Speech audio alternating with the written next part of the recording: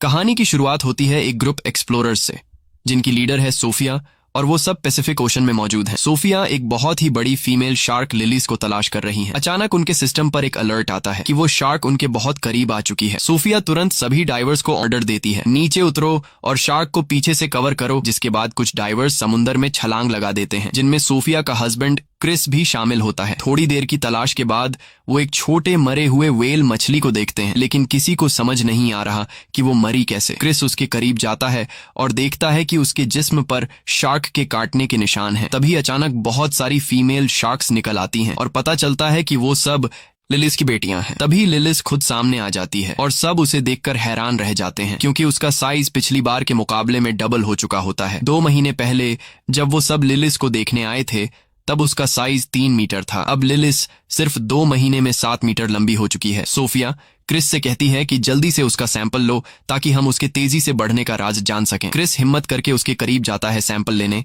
लेकिन लिलिस तुरंत उस पर हमला कर देती है। उसी वक्त क्रिस और सोफिया के बीच कनेक्शन कट जाता है। सोफिया बहुत परेशान हो जाती है और खुद समुंदर में उतर जाती है ताकि अपने हस्बैंड को ढूंढ सके। वो जैसे ही नीचे जाती है, उसे क्रिस का कटा हुआ बाजू मिलता है और वहां और किसी डाइवर का कोई नामो निशान नहीं होता। वो समझ जाती है कि वो सब शार्क की खुराक बन चुके हैं, मगर वो हिम्मत नहीं हारती और फैसला करती है कि किसी तरह उस शार्क से सैंपल लेकर ही रहेगी। वो लिलिस के करीब पहुंचती है और सैंपल लेने की कोशिश करती है, लेकिन शार्क उस पर भी हमला कर देती है। सोफिया खुशकिस्मती से एक जाल में फंस जाती है, लेकिन शार्क जाल को खींचती हुई समुंदर की गहराइयों में ले जाती है। किसी तरह से वो जाल से निकलने में कामयाब हो जाती है और खुद को बचा लेती है। फिर 3 साल बीत जाते हैं और हम पहुंचते हैं पेरिस, जहां 2 नौजवान लड़के सीन नदी में मछलियां पकड़ रहे होते हैं। लेकिन अचानक उनके जाल में एक बम आ जाता है। ये देखकर वो दोनों लड़के पुलिस को इस बम की खबर देते हैं। बम की खबर सुनकर रिपोर्टर्स भी वहां आ जाते हैं। तभी पुलिस आकर लोगों को समझाती है कि वर्ल्ड वॉर 2 के दौरान यहाँ शेल्स और मिसाइल्स रखी गई थीं, इसलिए डरने की कोई जरूरत नहीं है। यहाँ अक्सर बम मिलते रहते हैं और जब तक हम यहाँ हैं कुछ नहीं होगा। लोगों को यकीन दिलाया जाता है कि नदी सुरक्षित है। फिर हम पहुंचते हैं व्हेल कंजर्वेशन सेंटर, जहां हमें सोफिया दिखाई देती है। अब सोफिया ने शार्क पर रिसर्च करना बंद कर दिया है और अब वो बच्चों को मछलियों के बारे में जानकारी देती है। लेक्चर के दौरान उसे महसूस होता है कि कुछ लड़के उसका मजाक उड़ा रहे हैं। वो कह रहे होते हैं, कहाँ है वो सैंपल जो तुम्हारे हस्बैंड ने लाया था? क्या वो शार्क उसे मारकर सिर्फ सैंपल ही छोड़ गई? सोफिया बहुत दुखी हो जाती है और लेक्चर छोड़कर बाहर निकल जाती है। तभी एक लड़की नोरा उसे रोकती है और कहती है, मैं तुम्हारी सबसे बड़ी फैन हूँ। मैं तुम्हारे सारे रिसर्चेस को फॉलो करती हूँ, खासकर शार्क वाले। सोफिया कहती है, मैंने वो सब रिसर्च उसी दिन छोड़ दिए थे जब मेरे हस्बैंड की मौत हुई। उन दिनों की याद मत दिलाओ, मुझे तकलीफ होती है। वो जाने लगती है, लेकिन नोरा कहती है, मैंने पता लगाया है कि तुमने लिलीज के शरीर में एक ट्रैकर डिवाइस लगाई थी। सोफिया हैरान रह जाती है। इसके बाद नोरा उसे अपनी ऑर्गेनाइजेशन ले जाती है ताकि डिटेल में बात कर सके। हमें पता चलता है कि नोरा ने समुद्री जीवों को बचाने के लिए एक ऑर्गेनाइजेशन बनाई है। वो समुंदर में रहने वाले जानवरों से बेहद प्यार करती है। नोरा सोफिया को बताती है कि उसने पिछले 3 साल से लिलीज की मॉनिटरिंग की है और कहती है, सोफिया तुम्हें ये पता नहीं होगा कि लिली सब सीन नदी में है। सोफिया हैरान रह जाती है और कहती है, ये नामुमकिन है क्योंकि शार्क फ्रेश वाटर में जिंदा नहीं रह सकती। नोरा बताती है कि क्लाइमेट चेंज और पॉल्यूशन ने लिलीज की नेचर को बदल दिया है और अब वो इस माहौल में भी जीने के काबिल हो गई है। हमारे ग्रुप की कोशिश है कि उसे वापस समुंदर में भेज दें, वरना वो किसी भी वक्त मर सकती है। नोरा कहती है, मैं आज रात डाइव करने वाली हूँ, तुम भी साथ चलो सोफिया।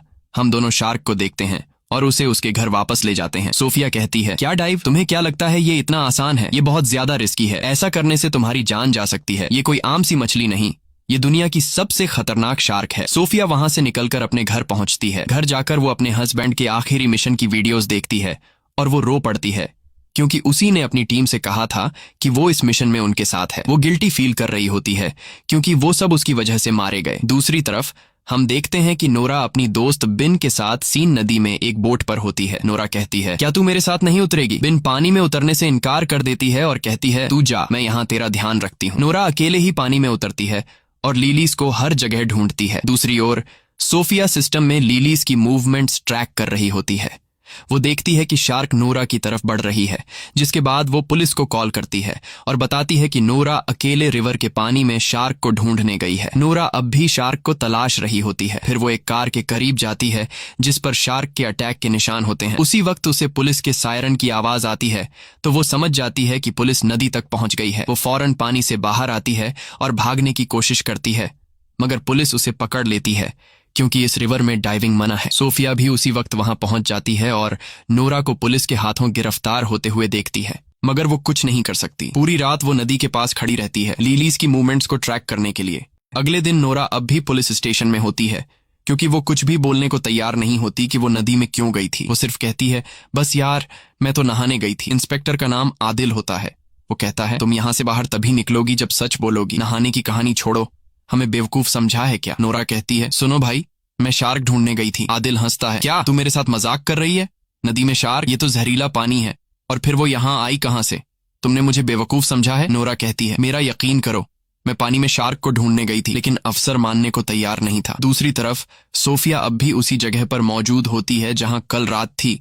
शार्क की मूवमेंट्स को देख रही होती है और वो काफी नर्वस और डरी हुई होती है क्योंकि शार्क उसके बहुत करीब होती है। तभी उसे पुलिस स्टेशन से कॉल आती है और उसे अपने ऑफिस बुलाया जाता है। वहां जाकर उसे पता चलता है कि ये कॉल नोरा की रिक्वेस्ट पर की गई थी ताकि वो ये प्रूव कर सके कि शार्क वाकई नदी में है। तभी पुलिस को एक लाश मिलती है नदी के किनारे से। सोफिया लाश की हालत देखकर डर जाती है क्योंकि लाश का आधा हिस्सा गायब था, जैसे उसे किसी बड़े जानवर ने काटा हो। सोफिया कहती है, ये काम तो शार्क का ही लगता है। फिर वो पुलिस स्टेशन जाती है और एक लेडी इन्वेस्टिगेटर को सारी जानकारी देती है जो वो लिलीज के बारे में जानती थी। वो ये भी बताती है कि ये शार्क बहुत खतरनाक है, जैसा कि तुम लोग समझ रहे हो वैसी नहीं। इसका साइज बहुत तेजी से बढ़ रहा है और हमें एक एक्सपर्ट टीम चाहिए ताकि हम शार्क को उसके असली समुंदर में वापस ले जा सकें, वरना अगर ये नदी में रही तो किसी भी वक्त मर सकती है। लेकिन वहीं नोरा को लगता है कि सोफिया और ऑफिसर शार्क को मारने वाले हैं, इसलिए अब नोरा शार्क को बचाने के काम पर लग जाती है और ऑफिसर सोफिया और अदिल को ऑर्डर देती है कि शार्क को सेफ तरीके से समुद्र में पहुंचाया जाए। फिर सोफिया डाइवर्स की टीम के साथ सीन नदी पहुंचती है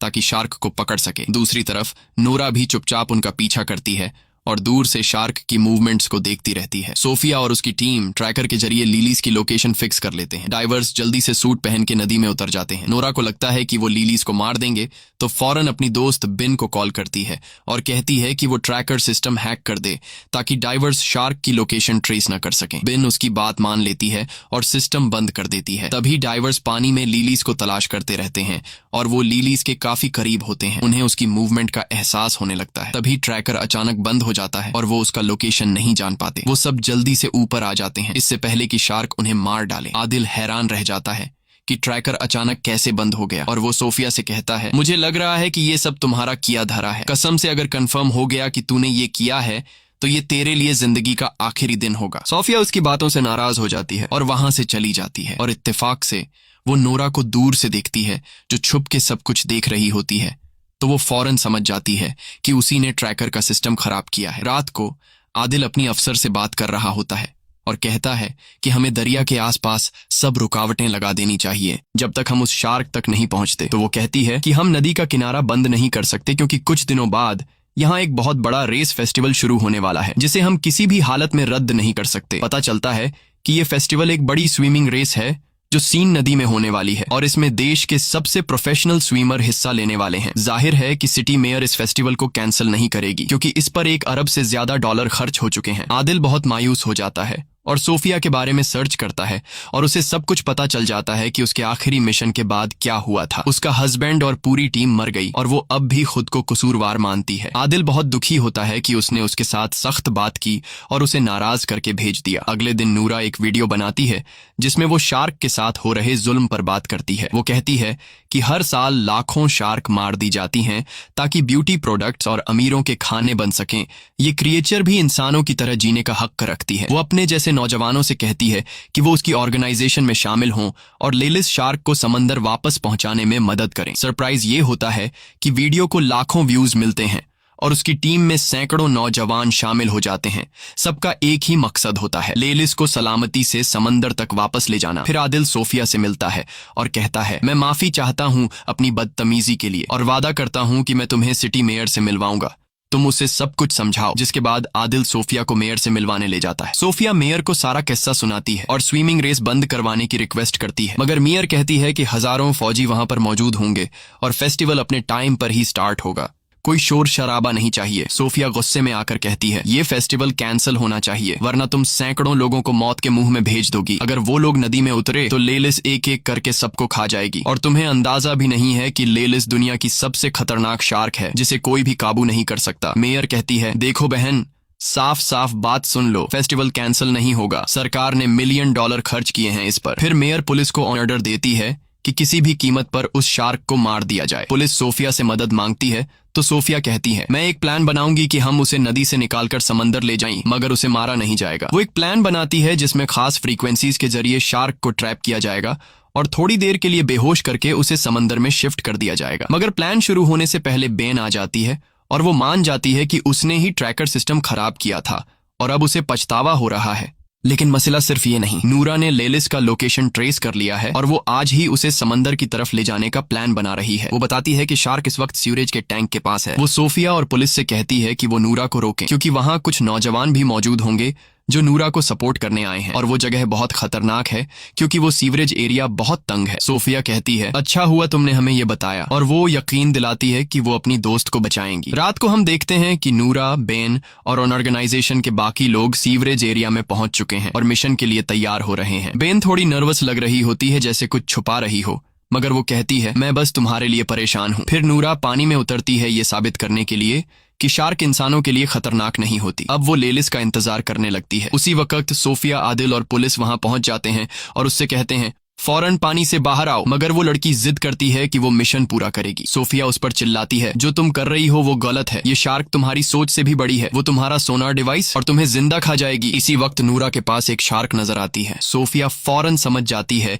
कि ये छोटी शार्क लेलिस की बेटी है, लेकिन नूरा बहुत एक्साइटेड होती है और शार्क के करीब जाती है और उसे छूने लगती है ताकि सोनार डिवाइस से उसका पता लगा सके। तभी अचानक आदिल पानी में छलांग लगा देता है ताकि नूरा को बचा सके, लेकिन अचानक शार्क गुस्से में आ जाती है और नूरा पर हमला कर देती है और उसे निगल जाती है। उसी समय पूरे इलाके में हलचल मच जाती है और सभी नौजवान डर के मारे वहां से भागते हैं और उनका जो फालतू सा प्लान था शार्क्स को बचाने का, वो इन्हें ले डूबता है। अब हर एक बंदा खुद को बचाने की कोशिश में लगा हुआ था, लेकिन बदकिस्मती से जगह तंग होती है और काफी लोग पानी में गिर जाते हैं और लेलिस और उसकी बेटी उन्हें मार देती हैं। हर तरफ पानी में इंसानों के टुकड़े नजर आ रहे थे। सारा पानी खून से लाल हो गया था। जैसे तैसे करके स्विमर थोड़े बहुत लोगों को बचा लेते हैं, लेकिन ज्यादातर लोग वो होते हैं जिनके हाथ या टांगें कट चुकी होती हैं, यानी वो सिर्फ बचा हुआ शरीर वापस ले आते हैं। फिर सब जख्मियों को पीरिस के हॉस्पिटल ले जाया जाता है, जहां सोफिया शॉक में खड़ी होती है और यकीन नहीं कर पा रही होती कि क्या हुआ। वो रोने लगती है, अपने शौहर और पुरानी टीम को याद करती है। तभी आदिल उसके पास बैठता है और उसे तसल्ली देता है। कुछ देर बाद आदिल और सोफिया को सीवरेज एरिया में बुलाया जाता है। जब वो वहां पहुंचते हैं तो लेलिस की बेटी की लाश मिलती है। उसे लैब ले जाया जाता है ताकि सोफिया उस पर रिसर्च करे, शायद कोई क्लू मिल जाए। उसी समय सोफिया को पता चलता है कि ये शार्क सिर्फ 2 महीने की है और वो प्रेग्नेंट भी है, और सोफिया को लेलिस की बढ़ती हुई ग्रोथ का भी पता चल जाता है। हैरान करने वाली बात ये होती है कि ये फीमेल शार्क बिना किसी मेल शार्क के कोलैब किए बच्चे पैदा कर सकती है, यानी बिना नर के खुद ब खुद बच्चे देना। सोफिया समझ जाती है कि ये शार्क बहुत बड़ी आफत है, क्योंकि लेलिस की तादाद कुछ महीनों में बहुत ज्यादा बढ़ जाएगी और ये इंसानों के लिए बहुत बड़ा खतरा बन सकता है। इसीलिए लेलिस और उसकी सारी नस्ल को खत्म करना बहुत जरूरी है, वरना वो इंसानों को खत्म कर देगी। अगले दिन सोफिया और उसकी टीम मेयर के ऑफिस पहुंचती है और उसे सारी नई जानकारी देती है। मेयर बहुत नाराज होती है क्योंकि मिशन नाकाम हो चुका होता है और स्विमिंग फेस्टिवल स्टार्ट होने में सिर्फ कुछ ही घंटे बाकी होते हैं। वो कहती है कि किसी भी तरह इस शार्क को मारो। सोफिया उस पर गुस्सा करती है और कहती है, तुम्हारे लिए पैसे ज्यादा अहम हैं या लोगों की जानें? मेयर गुस्से में कहती है, बाहर निकलो यहाँ से। और फिर वो फैसला करती है कि शार्क को मारने की जिम्मेदारी अब फौज को दी जाएगी। फिर सोफिया और आदिल कैफे में बैठे बात कर रहे होते हैं। सोफिया कहती है, अगर फेस्टिवल को ना कैंसिल किया गया तो बहुत बड़ी तबाही हो जाएगी, क्योंकि मेयर पैसों की भूखी है और मुकाबला हर हाल में कराएगी। आदिल कहता है, चलो मिल के दुनिया बचाते हैं। वो दोनों प्लान बनाते हैं कि वो मेयर के बिना शार्क्स को मारेंगे। फिर आदिल अपने दोस्तों से बात करता है और उनसे मदद मांगता है। सब दोस्त राजी हो जाते हैं और एक टीम बनाते हैं। पहला काम ये होता है कि 2 बम एक्सपर्ट्स को बुलाया जाए ताकि वो पानी में डायनामाइट लगाए और उसी से लेलिस को मारा जाए। फेस्टिवल के दिन सोफिया, आदिल और पूरी टीम नदी में गोता लगाती है और शार्क्स की तरफ बढ़ते हैं ताकि बम खास उनके घर में लगा दें। उधर मेयर मेला ओपन कर रही होती है।